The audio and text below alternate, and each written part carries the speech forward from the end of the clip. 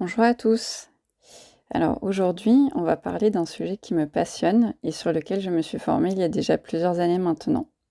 Il s'agit de l'aromathérapie. Donc l'aromathérapie, c'est quoi? C'est se soigner par les huiles essentielles. Il existe un engouement énorme autour des huiles essentielles depuis quelques années, alors pourtant qu'elles étaient utilisées dès l'Antiquité. Donc comment est-ce qu'on fabrique une huile essentielle? On utilise la technique de la distillation à la vapeur d'eau à l'aide d'un alambic. Donc dans cet alambic, on va faire chauffer de l'eau, va s'en suivre une vapeur d'eau que l'on va faire passer à travers la plante ou une partie de la plante que l'on souhaite distiller. La vapeur d'eau va se charger en molécules aromatiques de la plante et ensuite on va refroidir cette vapeur d'eau qui est donc chargée en molécules aromatiques et on obtiendra alors deux phases. La phase aqueuse, que l'on appelle hydrolat aromatique, ou eau florale quand on a distillé des fleurs, et la phase contenant les huiles essentielles. Juste pour note, les hydrolats sont beaucoup moins concentrés en molécules actives et sont de ce fait utilisables chez les enfants et pendant la grossesse. Il existe une exception à ce mode de fabrication à la vapeur d'eau, il s'agit des agrumes. En réalité, ce ne sont pas des huiles essentielles d'agrumes, mais des essences. Donc, par exemple, ça concerne le citron, l'orange, la mandarine, etc. On les obtient en fait en exerçant une pression mécanique sur les zestes. Par exemple, quand on épluche une mandarine, les poches à essence qui sont contenues dans le zeste sont rompues et c'est pour ça qu'on sent une douce odeur de mandarine. Les huiles essentielles sont très concentrées en molécules actives et ne sont pas utilisées à la légère. Elles possèdent de véritables activités pharmacologiques. Et en fonction des principes actifs de l'huile essentielle, contenus dans l'huile essentielle, on retrouvera différentes propriétés thérapeutiques. Certaines molécules auront des propriétés antibactériennes. D'ailleurs, certaines huiles essentielles ont de puissantes activités antibactériennes qui pourraient facilement remplacer les antibiotiques de synthèse.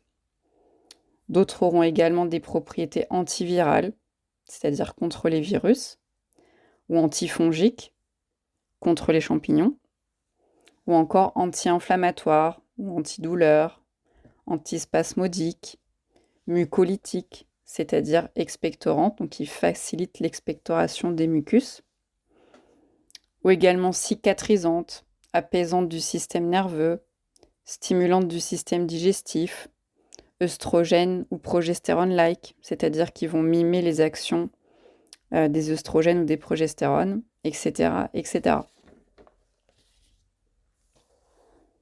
On pourra utiliser les huiles essentielles selon différentes voies d'administration. On pourra utiliser la voie respiratoire. Donc, pour la voie respiratoire, la vitesse d'action est très rapide.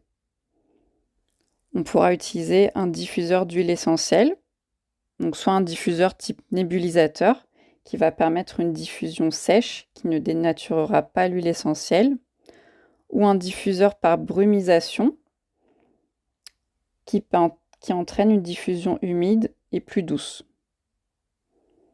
On fera des diffusions de 15 à 20 minutes par heure, mais pas plus. N'oublions pas que les huiles essentielles ne sont pas des parfums, et elles ont de véritables activités thérapeutiques. Dans la voie respiratoire, on a aussi les inhalations. Donc soit les inhalations humides, en mettant quelques gouttes d'huile essentielle dans un bol d'eau chaude, mais pas bouillante, attention, et en se mettant la tête au-dessus du bol pour respirer le mélange. Attention, on ne fait pas d'inhalation avant de sortir à l'extérieur, car dans ce cas, votre muqueuse respiratoire sera plus perméable aux éventuels microbes que vous pourrez rencontrer.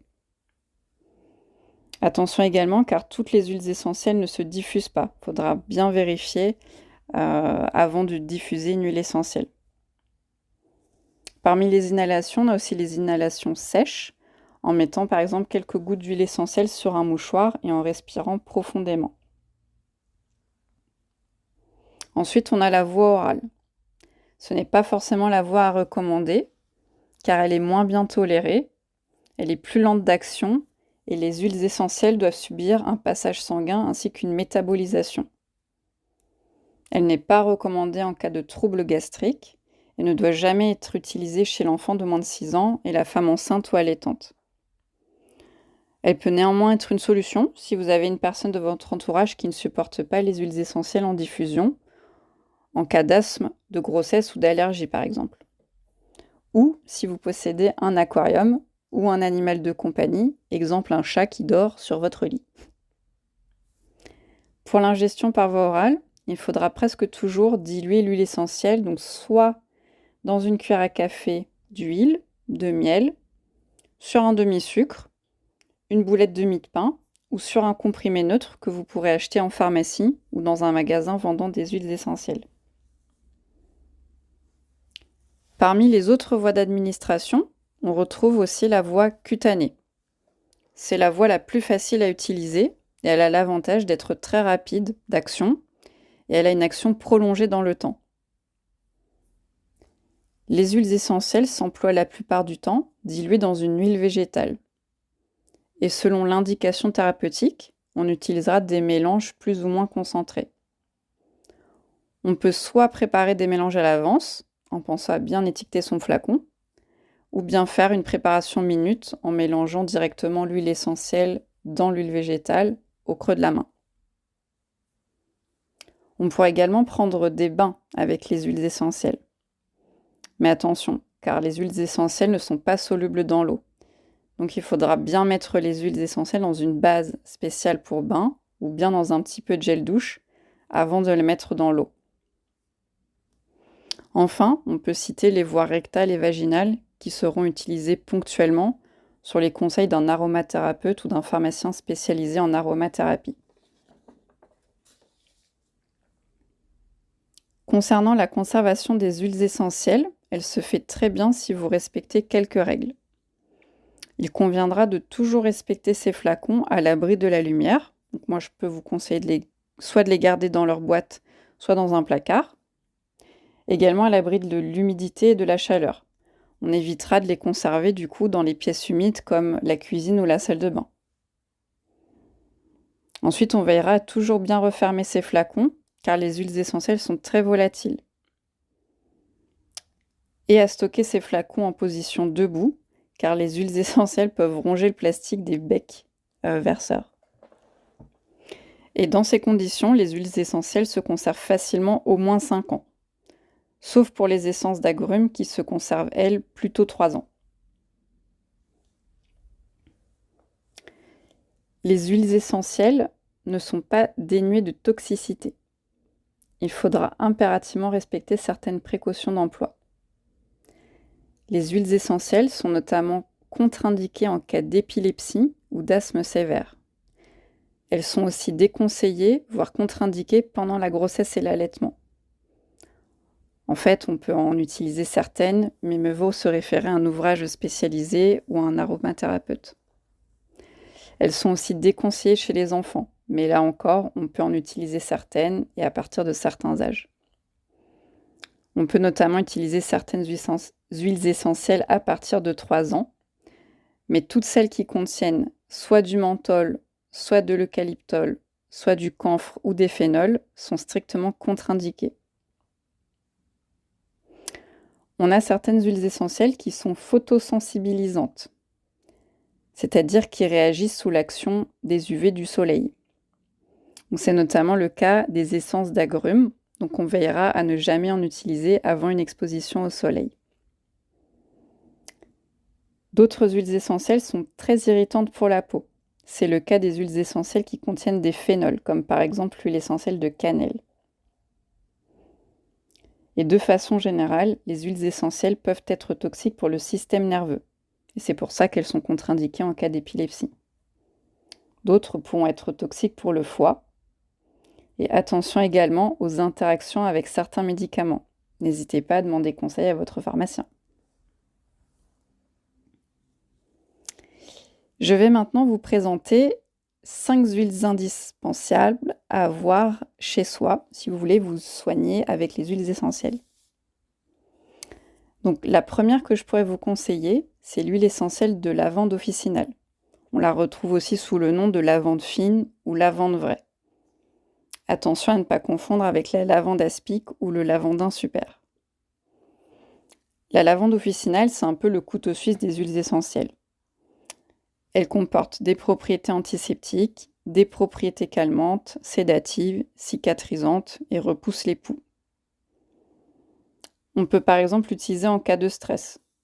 On peut mettre une goutte sur le plexus solaire ou sur la face interne des poignets, masser et respirer. Ou en cas de petits bobos cicatrisés ou de brûlures, on pourra l'employer en dilution à 50-50 avec une huile végétale. La deuxième huile essentielle multi-usage, c'est celle de menthe poivrée. Elle est un formidable remède contre les migraines. Donc on peut mettre 1 à 2 gouttes pures sur les tempes. Elle est aussi antidouleur, tonique digestif, c'est-à-dire qu'elle facilite la digestion. D'ailleurs, c'est pas mal à avoir avec soi pour les gros repas qui nous attendent lors des fêtes de fin d'année. Et elle soulage aussi les nausées. Une autre huile essentielle incontournable, c'est celle de titri, ou encore appelée arbre à thé. Elle est un puissant antiseptique et antifongique, et on peut l'utiliser presque sans risque pour les affections virales, bactériennes ou les mycoses. L'astuce la plus connue, c'est celle d'appliquer une goutte pure sur un vilain petit bouton qui a pointé le bout de son nez. Et on l'utilise aussi beaucoup pour soigner les mycoses de la peau ou des ongles, ou encore lors de la fabrication de produits ménagers faits maison. Une autre huile essentielle antiseptique très utilisée, c'est celle de Ravinsara. Elle est un puissant antiviral et avec ses propriétés stimulantes du système immunitaire, elle fait un formidable allié contre les infections virales de l'hiver. Avec elle, pas de grippe, pas de Covid.